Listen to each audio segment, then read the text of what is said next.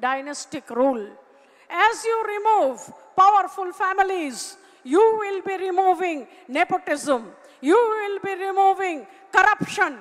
You will be guaranteeing the fundamental principle of equality of political opportunity to people. And this only you can do because you are the future. And when you do this, you will get Samman. There lies your Swabhiman. And you will have Pehchan, your identity. Your identity will come through your participation in democratization of politics and by removing dynastic rule in India. अपनी लोकतांत्रिक व्यवस्था के बारे में जब चर्चा कर रहे हैं, इस बात का हमें गर्व है कि आज हमारे देश की जो लोकतंत्र है, हमारा सबसे मजबूत लोकतंत्र है, सबसे शक्तिशाली मजबूत लोकतंत्र है। और मैं समझता हूं कि लोकतंत्र की मजबूती के लिए सभी राष्ट्रीय दल, सभी लोग लोकतंत्र को मजबूत करने के लिए एक दृढ़ संकल्पित हैं। इसीलिए हम आज लोकतंत्र जो है पूरे विश्व के अंदर सबसे बड़ा लोकतंत्र आज हम भारतवर्ष के अंदर देख रहे हैं। जहाँ तक लोकतंत्र और कॉर्पोरेटोक्रेसी के बारे में बात है, एक लोकतंत्र के अंदर दोनों का समन्वय बहुत जरूरी है। चुनी हुई सरकार और जो कॉर्पोरेट्स घराने हैं, उनका समन्वय बहुत आवश्यक है। किसानों ने, कर्मचारियों ने, छोटे व्यापारियों ने जो बैंकों में पैसा जमा किया था, वो पैसा उठा के चंद पूंजीपतियों को दे दिया गया। और आपको जानकर हैरानी होगी, वो कोई छोटा पैसा नहीं है। 12 लाख करोड़ रुपए चंद पूंजीपतियों को उठाकर दे दिया गया और 11 लाख करोड़ रुपए राइट ऑफ कर दिया गया। 11 लाख करोड़ रुपए राइट ऑफ कर दिया गया। जीरो लगाते लगाते आप थक जाओगे, इतना पैसा राइट ऑफ कर दिया गया। नौजवान नौकरी मांगता है, सरकार कहती है पैसा नहीं है। शिक्षा मांगता है, सरकार कहती है पैसा नहीं है। अस्पताल मांगता है, सरकार कहती है पैसा नहीं है। ये पैसा गया कहां? इस देश की राजनीति से दूर मत भागिए।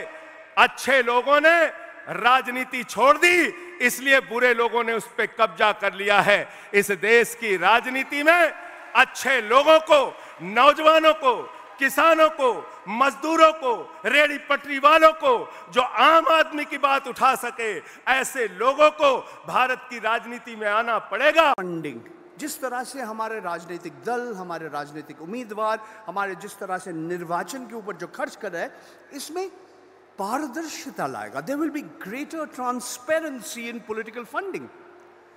But I regret to say the opposite has happened. बिल्कुल विपरीत हुई है। और अत्यंत दुख के साथ मैं कहना चाहता हूं कि हमारे सबसे उच्च जो न्यायालय है, सुप्रीम कोर्ट ऑफ इंडिया, आज तक इस विषय के ऊपर समय नहीं मिला बात करने के लिए। ये कानूनी है या गैर कानूनी है? भारतीय रिजर्व बैंक ने कहा ये होना नहीं चाहिए। वित्त मंत्रालय के एक हिस्सा कहा ये होना नहीं चाहिए। मैं समझता हूं एक तरह से पूरा जिस तरह से हमारे राजनीतिक दल, पैसा, ये चुनाव में जो खर्च होता है, कहां से आता है पैसा? कारपोरेट सेक्टर का बहुत बड़ा योगदान हमारी अर्थव्यवस्था पर है। सबसे बड़ा योगदान रोजगार के अवसर ज्यादा से ज्यादा सृजित हों, इसके लिए कारपोरेट सेक्टर ने बहुत बड़ा योगदान किया है। साथ ही साथ हमारी बरसों से नीति रही है कि हम उद्योगों को बढ़ावा दें। कारपोरेट सेक्टर से हमारा ताल्लुक है कि बड़ी कंपनियां, बड़े बिजनेस हाउसेस, लेकिन उसके साथ साथ हमने एमएसएमई को और अपने उत्तर प्रदेश में खासतौर से ओडीओपी को भी विशेष रूप से महत्व दिया है, विशेष रूप से बढ़ावा दिया है। कारपोरेट सेक्टर के माध्यम से हमारी निश्चित रूप से रोजगार के अवसर बढ़ने के साथ साथ हमारी प्रति व्यक्ति आय भी बढ़ती है और अर्थव्यवस्था को स्ट्रेंथन करने में एक बहुत बड़ा योगदान होता है। जैसा कि संविधान के प्रियम्बल में भी कहा गया है कि हम सभी को इक्वल अपॉर्चुनिटी दें, सभी को बराबर का अवसर प्रदान हो, ये हमारा लक्ष्य है। और इसी के तहत हमने ये फैसला किया। हमारे जितनी भी सरकारें रहीं, उन्होंने ये कोशिश की कि हम समान अवसर लोगों को उपलब्ध कराएं। मुझे लगा कुछ लोग टॉपिक से बहक गए, तो इस सेशन का टॉपिक दोबारा से पढ़ देती हूं। Democracy and corporatocracy, where does power lie? लोकतंत्र और पूंजीपतियों के बीच में आखिर पावर वाकई में कहां पर है? और यह बात गंभीर है। यह गंभीर इसलिए है क्योंकि हमारा देश एक बड़े विचित्र दौर से गुजर रहा है।